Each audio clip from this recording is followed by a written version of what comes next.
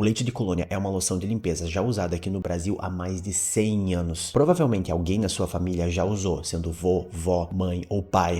E ele é muito lembrado não apenas pela questão da limpeza, mas pelo cheiro que ele tem. Por isso que o nome dele é leite de colônia, para lembrar a água de colônia. E até hoje o leite de colônia é um dos produtos para limpeza da pele mais baratos que a gente tem por aí. Mas afinal de contas, o que tem no leite de colônia é um bom produto de limpeza para usar no dia a dia no rosto? E qual a diferença que tem entre o leite de colônia e o leite de rosas? Decidi comparar os ingredientes que tem nos dois e também eu usei os dois para limpar o meu rosto para ver na prática qual era a diferença. Então, se você quiser saber o que tem no leite de colônia, qual efeito ele realmente pode ter na nossa pele e se vale a pena usar ele para limpar o nosso rosto e qual a diferença entre ele e o leite de rosa, fica nesse vídeo que você vai entender. Meu nome é Gustavo Borchardt, eu sou médico dermatologista, tenho feito conteúdos lá pro Instagram e recentemente eu comecei aqui no YouTube. E para começar, o leite de colônia não tem leite e também não vem da colônia. Na realidade, ele vem lá do Ceará. Se a gente olhar na capa dele, vai estar escrito que ele existe desde 1948. E se formos pesquisar, está registrado que o criador do leite de colônia foi Arthur Pereira Studart. Só que facilmente a gente encontra imagens de antes de 1948 já tendo propagandas do leite de colônia. 1948 foi o momento em que registraram a patente dele e ficou essa data como se fosse o seu nascimento. Mas ele existe desde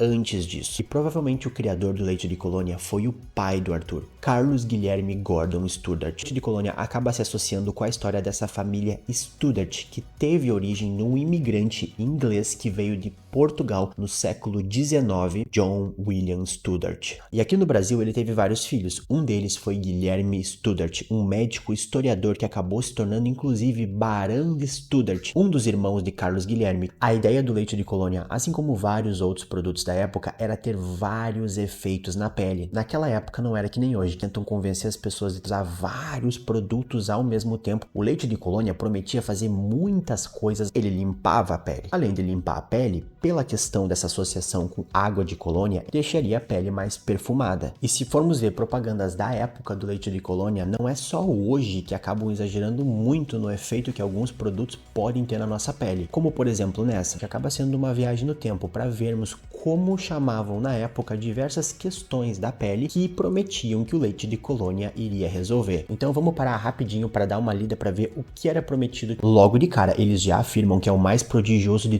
todos os remédios até hoje descobertos. No início já reforçam o nome da família Studart, a grande maravilha da flora brasileira, para ver que mesmo na época existe um apelo muito popular em afirmar que os produtos vêm de algum composto vegetal, porque as pessoas gostam muito dessa ideia de usar produtos naturais no rosto. A ciência maravilhosa descobre o remédio soberano para as molestias, não sei se tinha acento ou não, da pele, com 2 L's, desde a pequenina mancha que diminui a beleza com 2 L's também, as grandes erupções que deterioram a saúde. O único preparado que realmente tira as manchas do rosto, sardas, panos com 2 N's. Aqui provavelmente eles estão falando do pano branco, que é uma condição que tem uma proliferação, tem aumento de fungos na pele que deixa aquelas manchas que às vezes são mais branquiçadas ou mais escuras. Cravos, espinhas, fazendo voltar a maciez da pele. Trata todas as erupções, dartros, que é o nome que eles davam para algumas situações da pele que não se encaixavam exatamente quando eles achavam que era um fungo ou alguma outra lesão. Então aqui a gente poderia ter alguma dermatose. Eu já vi alguns casos que colocam lesões de sífilis, lesões de herpes sendo descritas como dartros. As famosas impingens, que muitas pessoas até hoje chamam de impinge, que é um nome que se popularizou inicialmente por lesões de fungos na pele, brotoejas, coceiras, comichões, curuba, que é um nome popular que já foi dado para escabiose, que é a sarna humana que é causada por um ácaro e não tem nada a ver com a sarna dos animais, e frieiras. Faz desaparecer o mau cheiro das axilas, sovaco e suor fétido dos pés. E ainda está escrito com umas letrinhas miúdas aqui, aplicado logo após ao fazer a barba, evita as moléstias contagiosas da pele e do rosto, quase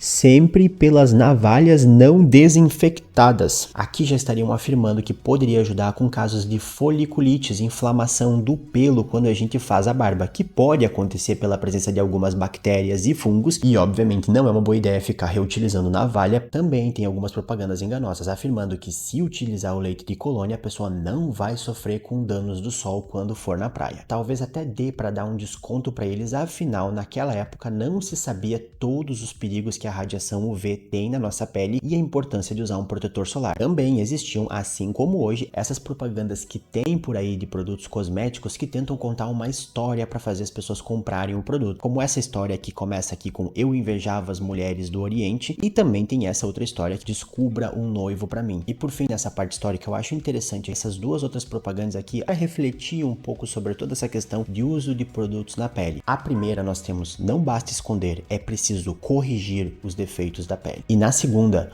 um sorriso feliz. A felicidade é completa quando a cutis é perfeita. Lembrar que mesmo há quase 100 anos já existia sim uma grande pressão nessa questão de ter uma pele considerada perfeita, sem nenhum defeito. Não é uma coisa que a gente vê só hoje em dia, mesmo que hoje, claro, com as redes sociais, isso é muito mais presente no dia a dia das pessoas. Tá, mas eles prometeram que o leite de colônia pode fazer tudo isso. Pra gente entender se ele realmente consegue ter todo esse efeito na pele, tem que entender o que tem no leite de colônia. O primeiro ingrediente, quando a gente olha aqui atrás, é álcool, aquele que faz uma limpeza bem intensa e que pode ressecar e irritar a pele das pessoas. E se a gente for comparar com o leite de rosas, no leite de rosas também o ingrediente principal é o álcool. A grande questão é que o leite de rosas tem mais substâncias que ajudam nessa limpeza, como o óxido de zinco e a clorexidina. Coisa que chama atenção quando a gente olha diretamente a capa dos dois é que no leite de colônia tem escrito que é uma loção de limpeza, e o leite de rosas está escrito apenas a formulação tradicional e desodorante. Talvez a grande diferença é que enquanto o leite de rosa tem essas duas substâncias que ajudam mais na limpeza da pele, o leite de colônia tem duas substâncias que ajudam na hidratação da pele, que são a glicerina, que é uma das melhores substâncias que nós temos para hidratação na pele, puxa água para o local, e o propileno glicol, que é um umectante, tem uma maior afinidade por água, também puxa um pouco de água ali, porque a quantidade que tem desses dois ingredientes aqui é pequena, então não significa que o leite de colônia vai ser um hidratante para a pele, mas pode significar que na hora que a gente for fazer essa limpeza, vai ser menos agressiva na nossa pele se nós formos comparar com o leite de rosas. E no fim das contas, o leite de colônia também tem escrito aqui que é um desodorante corporal, porque tendo a presença do álcool mais a fragrância, o cheiro, ele vai conseguir ter esse efeito de desodorante, tirar cheiros ruins que nós temos no corpo. E existe uma polêmica por aí que diz que esses produtos se mantêm como desodorantes porque com isso eles conseguem pagar menos imposto, eles conseguem continuar sendo mais baratos. Mas afinal de contas, tem como usar o leite de colônia para limpeza no rosto no nosso dia a dia? Eu acho que a maneira mais fácil de responder isso é lembrar que esse é um produto que existe há praticamente 100 anos e até hoje ele é muito vendido e é usado por muitas pessoas. Então na prática, sim, tem como usar,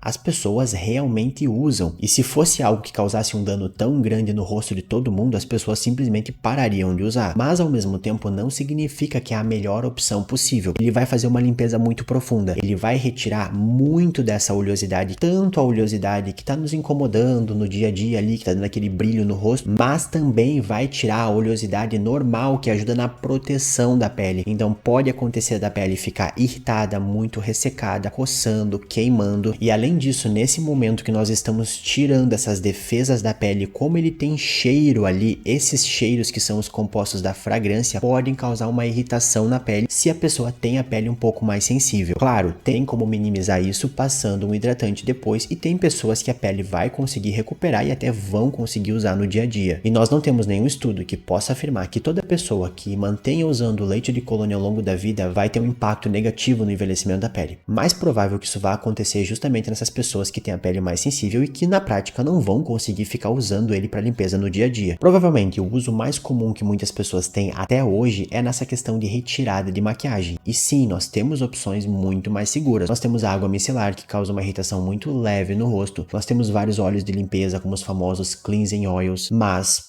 eles são mais caros que o leite de colônia. E tem pessoas que vão continuar usando ele pelo fato de ser mais barato. Nesses casos, o mais importante é sempre lembrar de hidratar a pele depois. Em relação às promessas que eles tinham naquelas propagandas lá antigas, nós temos que entender o seguinte, que o álcool, quando for passado na pele, vai ter alguns efeitos. Em situações que nós temos presença de fungos ou bactérias, ele até poderia ajudar matando esses fungos ou essas bactérias, também poderia causar uma grande irritação na pele com esse ressecamento. Como desodorante, ele vai funcionar. A grande questão é que, novamente, realmente, algumas pessoas têm muita irritação quando passam álcool na axila. E em relação a manchas e outras lesões no rosto, aqui nós temos uma situação muito curiosa da dermatologia. Quando a gente passar o álcool ali, ele vai causar uma irritação, ele vai dar um ressecamento muito grande na pele. Isso vai fazer com que a pele faça uma renovação. Em algumas pessoas é possível que nessa renovação acabe saindo alguma manchinha. Só que o mais provável na maior parte das pessoas é que essa própria irritação acabe causando mais mancha. Por isso que se sair por aí perguntando para as pessoas, algumas vão dizer que passaram no rosto, deu uma grande irritação e nunca mais usaram, mas vai ter alguém que vai dizer que passou e ajudou com alguma mancha. Assim como tem algumas pessoas que têm uma pele muito resistente, usaram a vida toda e vão dizer que é por causa do leite de colônia que hoje elas têm uma aparência boa. E você já usou o leite de colônia? Prefere o leite de colônia ou leite de rosas? Eu já fiz um vídeo mais completo sobre o leite de rosas que eu vou deixar aqui para quem tiver interesse.